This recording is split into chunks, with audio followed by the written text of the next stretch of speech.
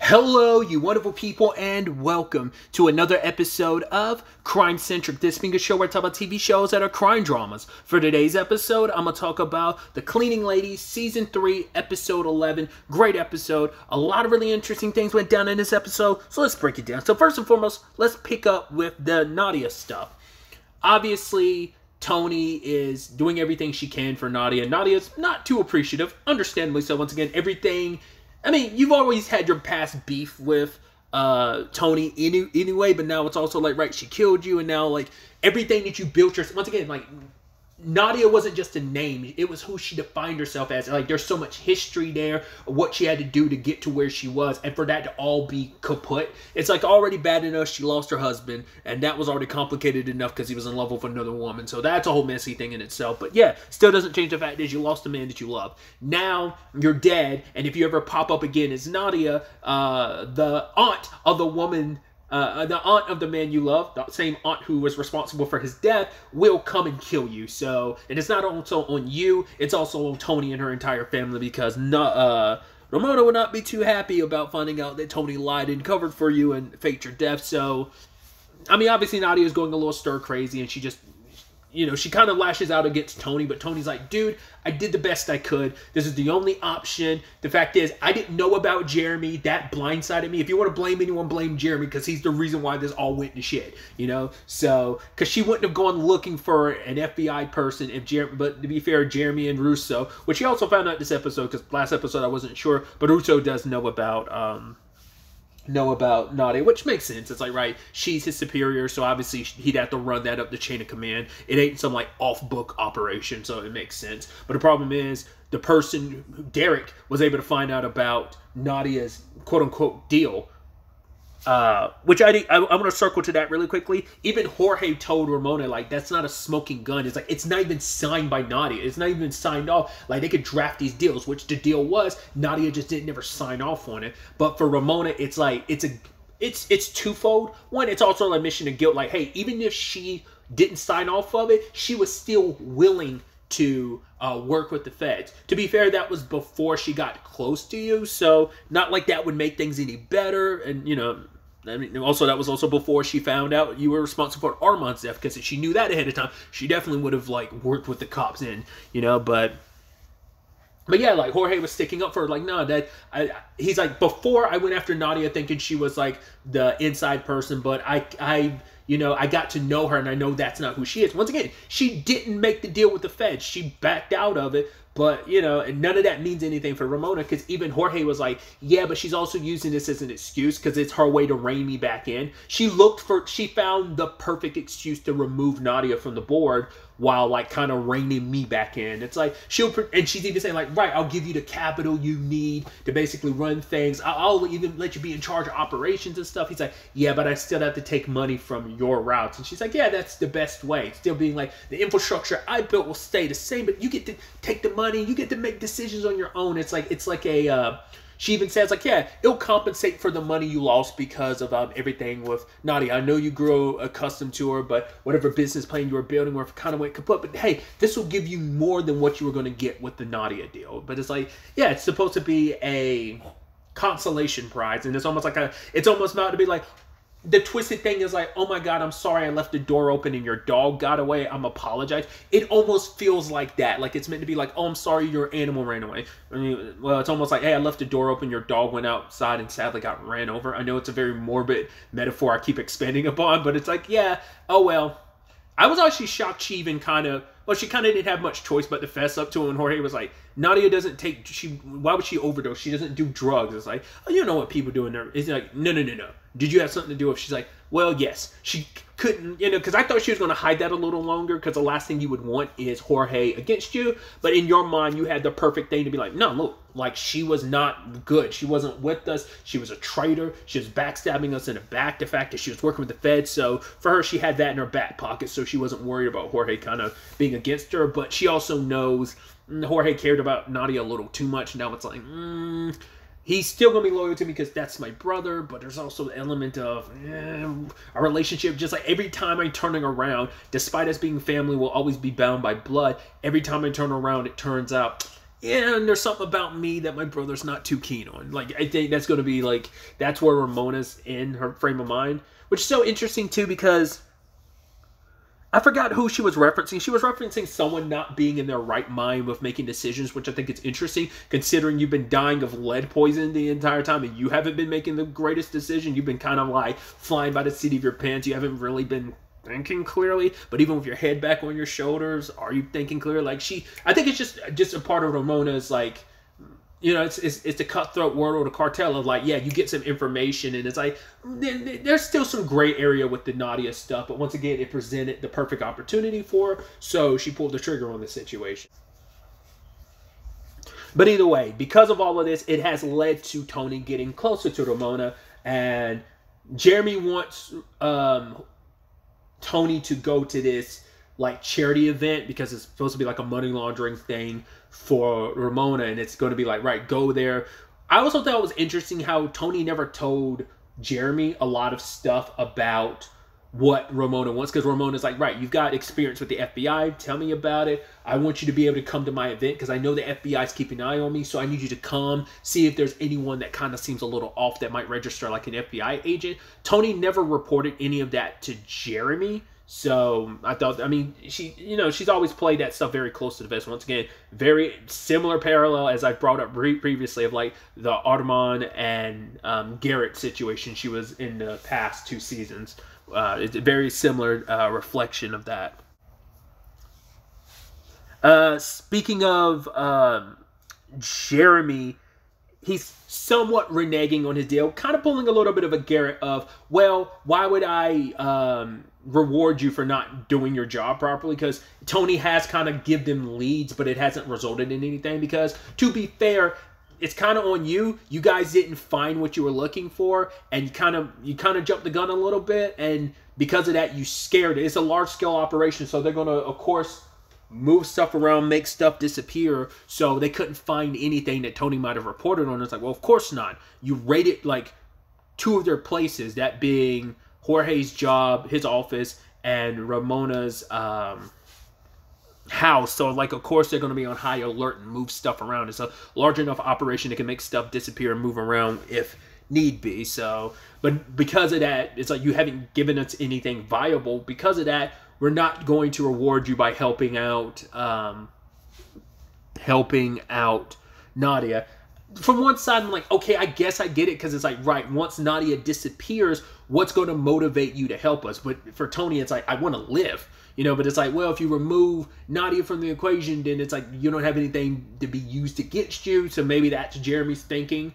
But it's also like, right, like, it's also like, the longer Nadia's sticking around, the more likely she is to get caught, and me and my entire family is most likely to end up dead. So I need this not to happen this way. So it's still sucky, because it's like, right, she needs to be protected, but it's like, well, I'm here, there's another agent here, as long as she stays here, it's fine. But the moment Nadia found out, oh, you're not going to relocate me immediately, she bounces, and she's like, I'm like, that's not smart. But I'm like, where are you going to go? Turns out she was hiding in Tony's van the entire time. So when Tony went back home, it's like, yeah, I need your help. So she has Tony go to the club to get the money out of the safe, which I was like, oh my God. Because I halfway kept expecting, like, oh my God, Jorge's going to show up asking her what she's going to do about all this. And it's like, oh, she wasn't caught. I was like, oh, I wasn't expecting you to be able to leave with all that so easily. But later on, she finds out she can't use any of the money because the feds marked it. It's like, well, they are thorough, because they were like, oh, no, we're going to mark this. So even if you manage to find this money, there's no way you could use it. It's like every time Nadia made a move this episode, it's just things did not work out.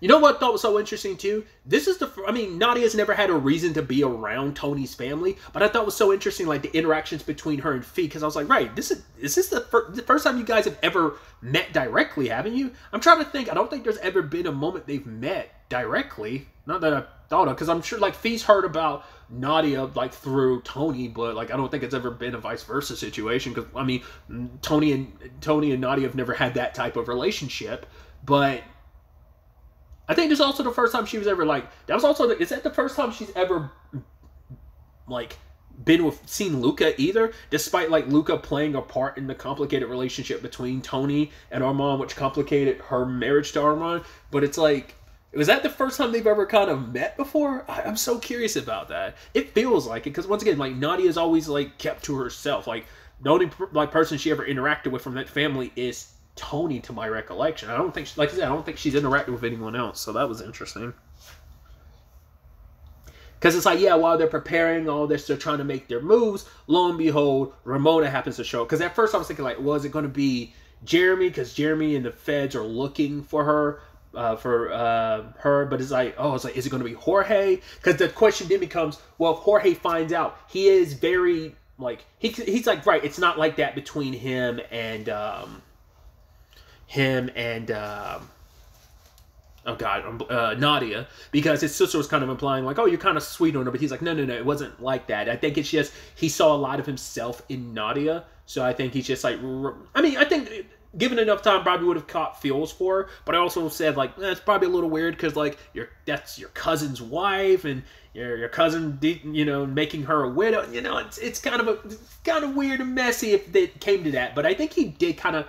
Even if it never developed into like romantic feelings, I think he just did in general liked her because he recognized like how smart of a businesswoman she was and how capable she was. Because he obviously very like bothered by her death because she did mean a lot to him. So there's part of me like, well, there's that, and I think I've talked about it in previous episodes. Would he turn against Ramona for Nadia? And it's like, potentially, like, it could still go 50-50 because he still, once again, has loyalty to his sister. But this season has been a constant thing of, you done stuff that's kind of made me go, I'm not fucking with you right now, sis, type of vibe. So, but no, it wasn't even Jorge that showed up at the door. None other than Ramona with her niece. And I'm like, well, this is going to complicate things. And Tony's on edge, which, hey, it's cute that Jorge's kid and Luca are playing, but then you're like, oh god, because Tony's on like pins and needles, but like, oh please don't fuck. And then lo and behold, they find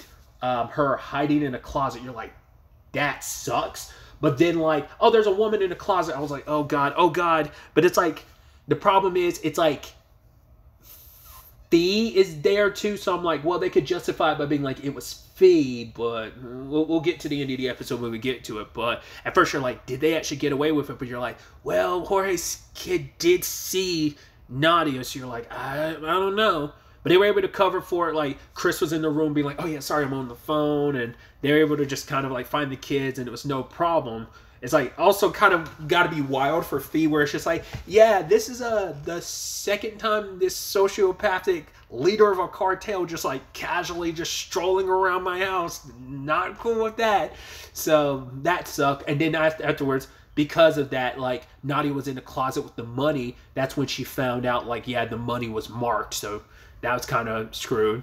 So there's some passports and stuff that she needs from like that Armand's like to-go bag that was still in the motel, but they can't get to it because Jeremy's there. So Fee and Tony, like, you know, play distraction while one of their like cleaner friends like gets the all that stuff. And I love that Fee had an opportunity. It was meant to be a distraction, but also rip into Jeremy. We found out that he hired a whole bunch of kids to wreck the place, and then he was like, yeah, they kind of went overboard. And then she's like, yeah, like, you're lying, you're spying on us. Which her and Tony had a field day smashing up the last of those like cameras and stuff. And it's like, yeah, it was therapeutic. Felt good. But yeah, played Jeremy for a fool. It's like, you know, you could tell he was probably a little suspicious, but he didn't have anything to like go on to prove Tony had anything to do with, like, wait, why didn't you tell me about this place? She's like, dude, I just thought about it. I just randomly remembered the place, and that's why we're here now. So it's like, right, the last thing I need is you and me to be around each other. Like, I'm doing exactly what you say. Like, Ramona just invited me to that, like, charity thing. So as long as you, like, back off, give me some space, because if she catches me with you, we're both dead. So Tony gives her space. I mean, Jeremy gives her space, which I even love, like, Phoebe, like, man, what an asshole, what a jerk. It's like, yeah. So You know, it's like, once again, he also has that like very laissez-faire approach to himself. Like, once again, it's just like the parallels between him and Garrett. Like, Garrett's obviously a lot more like hardcore and serious, but he was lax in a lot of capacities, and so was Jeremy. But like his whole demeanor is very like, he can be like when he needs to be, but he has a very like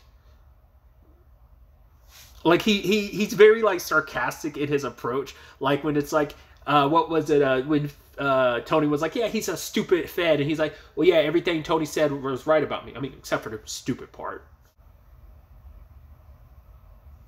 But that in itself was, it's not a lot, but it was enough to let Nadia have her start. And even Fee told her, like, right, we've all been in that situation where we started from the bottom and we like clawed our way to the top. To be, you know, like, and I mean, it is so impactful for all three of them to be in that scene together, because it's like, yeah, it does mean a lot for these characters do have that thing of like, right, doing whatever they can to make a better life for themselves, you know. But Nadia's like, right, I do have some money. It's the money in Jorge's, like my half of that money. Like, you know, with Jorge, like, you can tell him I'm still alive. But it's like, no, because that'd be dangerous. That'd be stupid. That'd be foolish. But the problem is, Tony went to go see him, which, you know, lo and behold, who was there for the business meeting as well was Ramona. I'm like, interesting timing. He's checking the accounts, and he sees like, whoa, someone's trying to access it, but the only person who has access to it is Nadia. Wait, she's alive. Tony, do you know something? And ends up he ends up meeting up with Nadia. I was like, I kind of, like I said, my thought process was leaning more towards like, right, he'd side with Nadia more than he would his sister, because it's like, well, he knows Nadia's circumstances. He's got to know her, and he likes her, and he wouldn't want her to suffer. He knows who his sister is. So once again, he can be cutthroat too, but he's not nearly as not as cutthroat. I don't want to even use the term bloodthirst, but he's not as cutthroat as this is. Like I said, he is a criminal with a heart of gold, just like Armand did. You know, Armand could do some bad, but also he was capable of doing a lot of good, as we saw. Like, he was a criminal with a heart. You know, same thing for Jorge. So for her, she's asking him to take this leap of faith. It's like, you asked me to go all in, and you know that I did, and all I'm asking you to do is the same. Because Jorge's like, right, if you want me to do this, this would involve moving a whole bunch of money around, shell corporation within shell corporation. This could blow back on me. And it's like, not only about Ramona finding out, like, from a legal perspective, this will be a whole nightmare, you know, getting it done. But as we see at the end of the episode, near the end of the episode, Jorge does do it, you know. I don't think it's because it was like 40 million, which I'm like, I was like, there's no way that's all the money. That probably, I would, because I was wondering if he actually would have given her all the money, because he was only going to give her like her half. But I wonder, I don't know. But for him, he's kind of happy, like, you know, hoping like her for the best, you know. And it's like, yeah, that's, you know, like I said, Jorge was really sweet on her in that regard. So. And even, like I said, even Fee kind of came to really like her and being like, nah, you're going to pull it off. Like, you could pull off a pink mo. Like, their interactions are so cute. It's almost like, there's almost like a quick friendship. Like, oh man, if we actually spent time around each other earlier, we probably could have been really good friends. But for Nadia, you know, she's really appreciative, because she's like, right, if it wasn't for you, Tony and Fee, like, I would be dead, you know. So despite everything, you know, and especially because, once again, she has to leave her name behind. But even Tony was like, yeah, but no one could ever, like, make Nadia disappear. Like, you're always going to be you. Your name might be different, but that doesn't change what you've been through. Your story still lives on through you. You are still that person who's grown and went through everything that you've gone through. Especially, too, when she has all these reminders of Armand. Like, oh, he bought me this thing, and he said it's beautiful. Like, she thought it was the most beautiful thing. He's like, I'll buy you something more beautiful on your 10-year anniversary. Like, the go bag of, like, where they were supposed to go. She's like, right, like, it was supposed to be, like, us, our getaway, like, our runaway disappear type of place. And it's, like, our escape plan. And it's, like, maybe we should have pulled that trigger on that years ago type of situation, you know? And once again, she also has to make this journey alone, because she doesn't have Armand by her side. But it's still the thing of, I think it was Tony that said, like, right, but Armand's kind of with you because he set all this up, and he's the one that's kind of helping you now in this regard. So it's like you are, like, it is like Armand's still kind of guiding you and helping you a little bit through all this. So, but like any good thing, you're like, okay, there's still a couple minutes left in this episode for things to go wrong. It's like, oh, come on, what's going to happen? What's going to happen? And then as they're ready for the chopper, lo and behold, Ramona comes out. I'm like, how the hell did you? And then and then she brought up her niece. I was like, oh my God. I legitimately let that slip my mind. Because that's like, what, halfway through the episode that happened? But it's like, I let that slip my mind. Of like, once again, I brought it up during the review, but like while I was watching the episode, I didn't think about it at the time. I was like, right, she did see her. And she could have, like, she probably gave enough of the description to make Ramona be like, oh, that was Nadia. Oh, right, because, like, she's met Nadia before, right? Because Nadia has been at the house. I was like, well, she could dance around it by being like, well, you know, Fee was also in the house, but obviously Fee and Nadia look different. But it's like, no, Nadia's been at the house, so Jorge's daughter has seen her. So it's like, oh, I might not know her name. It's like, oh, yeah, that lady that came to our house all the time. You're like, that's all it would take. And it's like, fuck. You were like, this close. I was like, no way. She was this close. And just Nadia's like, I mean, Ramona's like, oh, you betrayed me and stuff. It's like, you're supposed to be familiar. It's like, no, I thought we were too until you were responsible for Armand's death. It's like, you were no family to me and you were no family to him. So why would I be family to you? And it's just, you know, like standing up to her. And it's like, yeah, all that stuff. I mean, it takes bravery for you to say that to my face, finally saying what you wanted to say, and proceeds to stab her. And you're just like, fuck, dude. And Nadia's final words is to Tony is like, get her, take her down for what she's done, for me, for Armand, and she gets taken away. So it's like, okay, cool. So for one, Jorge's not going to be happy about it because he was wishing, like, he put all that, you set that up so that Nadia would get away. That's sad. He was like, oh man, Nadia's gone. Wait, Nadia's alive. Now she's gone. And now you know, it's not like, oh, she hired someone else to do it. Your sister put a blade in her herself. So that's going to be interesting. Now she's going to be threatening Tony and her family. So what are you going to do, Jorge? She's probably going to try and keep that hush-hush. Because I'm curious how she's going to react if she finds out. Like, she's probably going to wonder, did Jorge know that Nadia was alive? Now it becomes a thing of, my brother knew about this and he didn't handle it. In fact, he was going to let her go. Nah, like, that we're going to have a problem, you know. And especially because she's chipping away at whatever family she had left. You know, Nadia was already not family the moment Nadia turned against her in her eye of like, oh, the moment you found out about Armand, you stopped being like family to me. So she doesn't have that. She's already been kind of like losing Jorge regardless. So this will be the thing that finally goes like, no, like, you didn't have to do this. You could have just let her go. But it's like, no, I can't. And she'll probably once again be pissed at Jorge for not doing something about Nadia upon finding out she was still alive. It's like, not only did you not do anything about it, you also didn't tell me. So, yeah, bro, I'm not feeling the trust right now. So that's going to be a whole issue in itself. That sucks so much. That's so depressing, man. It was like, they're out in the middle of nowhere. There's no getting help to her anytime soon. Like, she was already dying by then. Like, there's some twisted semblance where you can be like, well, at least Nadia and Armand are together again in the afterlife, if you want to believe that. Like, it doesn't make it any better to some extent, but it's like, she was so close to starting over.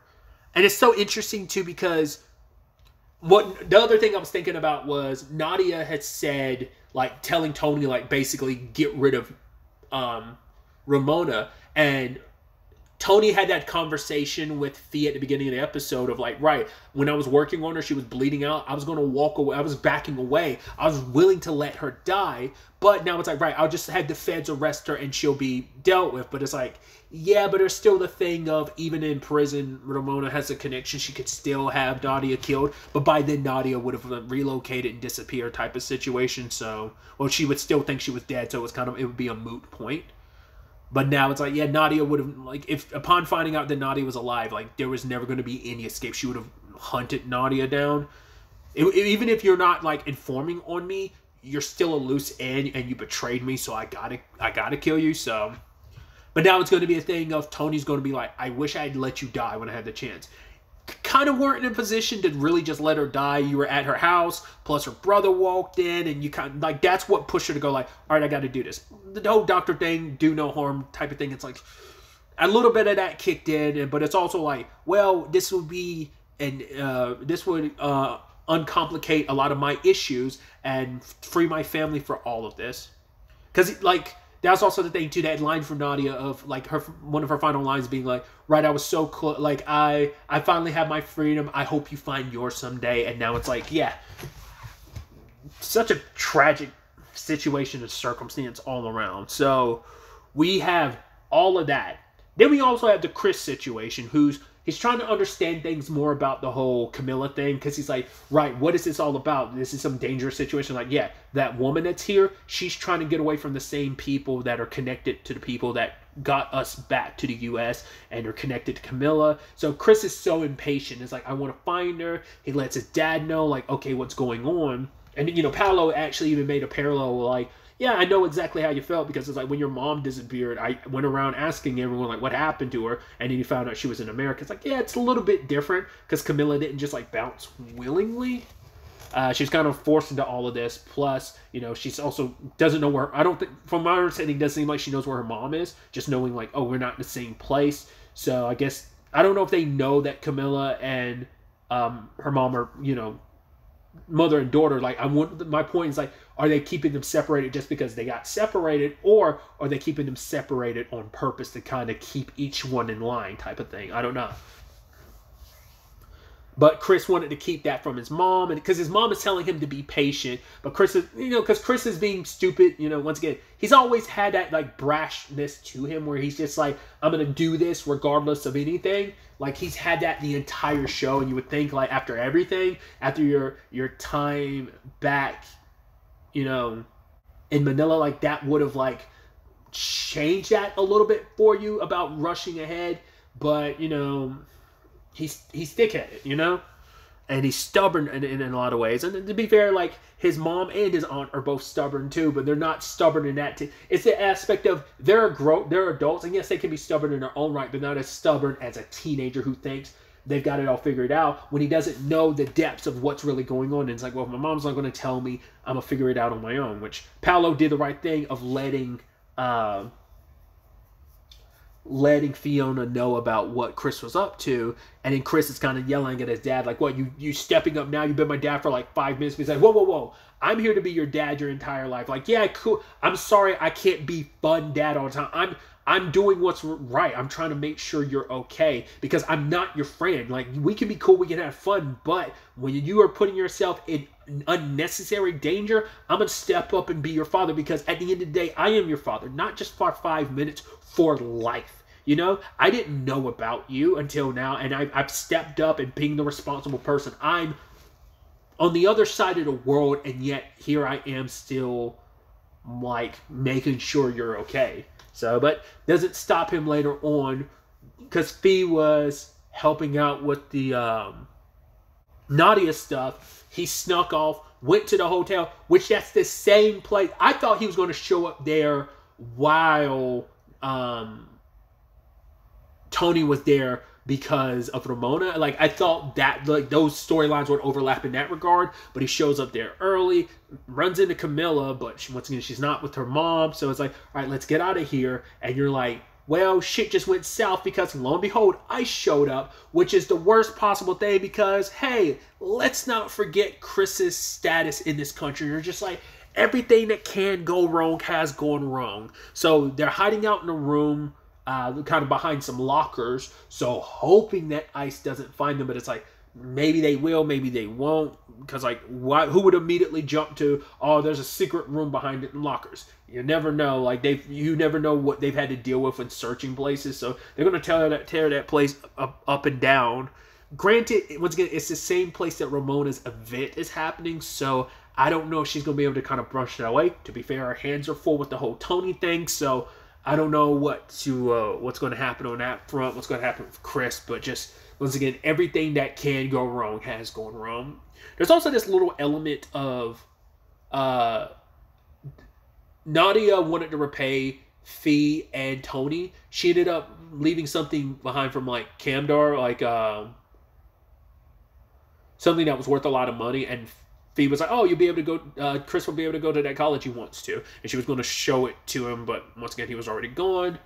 I'm curious to see what that turns into. It's like, oh, you have a little scratch, you know, a little money. Who knows how much that thing is worth and what that'll mean in the long run for them. But it's just like, yeah, just a lot of other more pressing matters. But I'm curious if that little that becomes a bigger plot point or element. But very just like I'm kind of glad I am watching this. Like I'm behind, and so like I'm catching up because like obviously the season finale is already out. Like I said, this is like it all aired like what 2 weeks ago now.